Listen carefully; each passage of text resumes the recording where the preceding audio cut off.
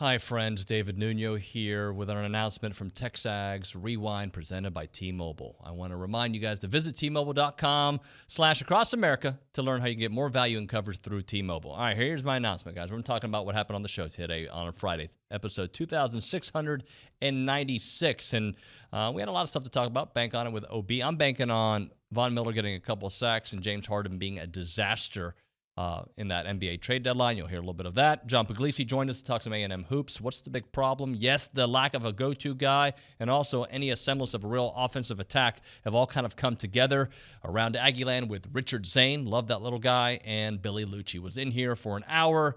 We talked about everything you can imagine. It is TexAgs Rewind presented by T-Mobile.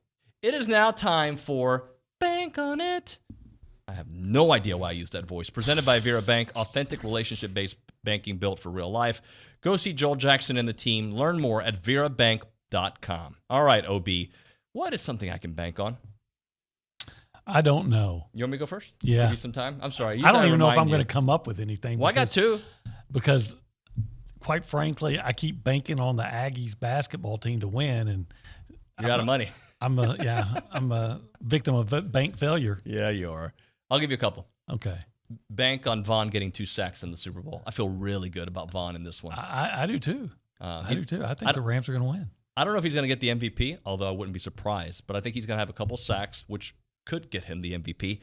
But I think all the attention that Aaron Donald's going to get and his ability to get to the quarterback is going to allow Vaughn to get a couple sacks on this one. So that's my first bank on it. My second one is one that our show doesn't talk a lot about, but we did a little bit yesterday, the NBA trade deadline yesterday. James Harden's going to fail again. He has played with more superstars than anybody that I can imagine to not have won a championship. He's played with Kevin Durant 2 times. He's played with Russell Westbrook 2 times. He played with Dwight Howard, maybe not the Dwight Howard that was an MVP, but not too far removed. He played with Chris Paul, who got him a quarter away from going to the NBA Finals. He also had who else? I mean, it's just the list goes on. Oh, Kyrie Irving for 13 games. He's kind of the Terrell Owens of basketball, isn't he? In a different way. Someday to be a Hall of Fame player that is all about himself and makes his teams at times look good, but ultimately damages them. So I saw the stat yesterday. Kevin Durant and Kyrie Irving only played 13 games together. Wow. Isn't that amazing? Like, you would think, like, that was supposed to be a super team. And by the way, he may end up and win a championship with Philadelphia because Joel Embiid is having such a great year, but he's such a bad dude. At least basketball-wise. He might be salt of the earth with his family. John, is it going to get better, man? Because it's been rough. Each game feels a little bit harder to swallow. Yeah, it does. I don't know, David. I mean, we talked before the first Missouri game how important these next 8 games were, just not only with the idea that, they had to turn the corner and potentially improve their stock to make an NCAA tournament, but also to rally the troops and get some Q1 wins. And, they didn't have to do a lot in those 8 games. They needed to split them. They needed to split them. They needed to win one of those games against the top 25 team. I think, when they beat Missouri, they had a couple losses in a row that were killers. You had Kentucky. They were in it the whole game. They played really well. They controlled tempo. They made Kentucky do some things that they didn't want to do, and they lost. Kentucky was, in my opinion, is one of the 5 best teams in the country. You have Arkansas, who you already beat, but it was at Bud Walton Arena, who we now know how hard is it to win at Bud Walton Arena after Arkansas beats Auburn, right? And it was an OT, and you played well, And then you had LSU, who's without 2 starters. And yes, it was at LSU, but LSU isn't Kentucky or Arkansas.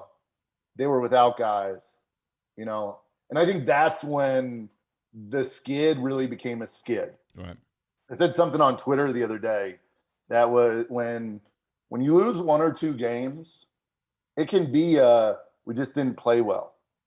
We just, like we didn't have it that night. We got beat to the punch, right? They controlled the inside, right? Like when you lose 1 or 2 games, that's real. Your players maybe didn't, things went bad, but when you lose 5, 6, 7 games, this is my opinion, having been a coach, you have to look internally as a coach and say, am I putting them in the best position to be successful right now? And offensive struggles have been a 3-year thing. They struggle because they don't have an identity. Beginning of the year, we talked about fast break points, points in the paint. Now they're playing against SEC teams, and you're drowning because you can't get those fast break points and those points in the paint. You can't convert turnovers into offense. Just a reality with where they are right now. It's not getting any easier when you got, Auburn and then you have a Florida team who's not great, but they're not bad. Right. Hi, Richard. Hola, papi. ¿Cómo estás, güey? Bien, ¿y tú? Aquí nomás. What are we talking about?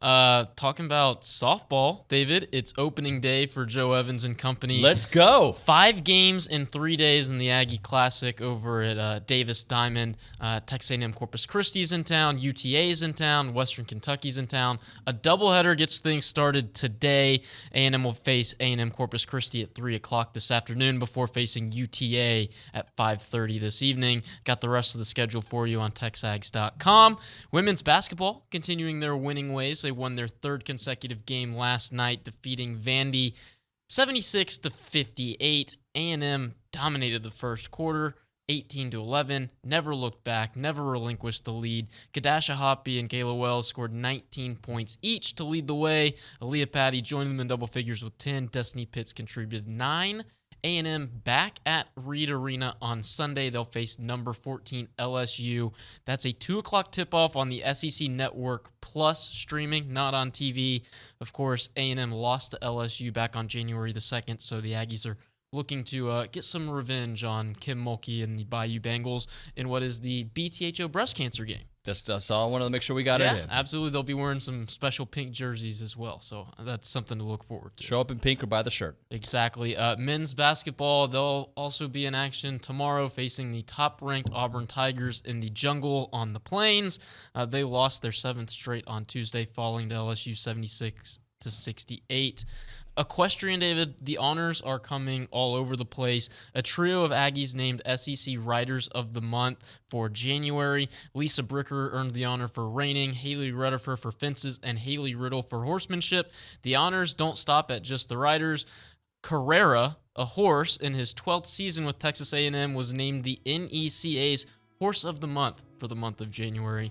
He's a fences horse and scored a 90 and a 92 against Baylor back in January. Big time match for the Aggies. They're ranked 2nd in the country. They'll travel to Bishop, Georgia to face number 5 UGA. Tomorrow, 9 a.m. is when the meet starts, and you can stream it on the SEC Network Plus. Sam Bennett and Walker Lee have been named to the Ben Hogan Award watch list. Of course, that award is given annually to the best college golfer in the United States. Swimming and diving news, Curtis Matthews and Amy Wilson were both named SEC Divers of the Week for their performances in the Air Force Diving Invitational last week. Women's tennis is in Madison this weekend. Number 8 A&M takes on number 4 Cal in the ITA National Team Indoor Championships today at 3:30. And the men's tennis team's on the road in Tampa facing USF tomorrow. Papi? All right, sir. Thank you very much. What is that? Iron Man, Captain America, the Hulk. I see. Is that Batman down? No. No, it's a different company. Thor. I can barely see that's That Thor. looks like, it does look like, but it's Black Panther. Black Widow. And Black Widow. Yeah, it's a good shirt. Quality shirt. How are you, sir? It's a cool shirt. Do you remember underoos? Yeah. Are you I old wore them. enough for Absolutely. those? Do you remember those, Anna Rosa? I'd wear it now. Underoos? Text your dad, ask him if he ever owned a pair of underoos. Okay, I will right now. They were like underwear for little kids with superheroes on them. Logo. Like Batman, it would look like the Batman costume, or Spider-Man, Robin, you'd have the little, yellow buttons. There was like probably Captain America. If they made adult versions of those now, I'm in. Of course you would be. I'm- You're and- that's what you're wearing right now. I might already own that. We don't know what the underwear are. They could be. You could have Captain America underwear on right I do now. have Batman underwear. I do have Batman PJs. That's a fact. It's a little uncomfortable in Do here. the kids like them when you like run around in them, or are they old enough to make fun of you yet? Not yet. I think It's that coming. they've seen it their entire life, so this is all they know, and they're going to realize, oh, Dad's a dork. But you own it. You know, Gabe was kind of the father of all dorks, the Fode. You know, Right. you've heard of the goat. He was the Fode, is the Fode, but doesn't realize it, doesn't accept it, and will bristle at the mere concept that I mentioned that on air. Like, this will be like, you know, Meg and Billy called me the Fode today. But he was the Fode. All right. Like, subscribe, comment, share, tell your friends, all the good stuff. Have a great weekend. We will see you guys on Monday, which I happen to believe is Valentine's Day. All right. Got to figure out what I'm going to do. It's TexAgs Rewind presented by T-Mobile.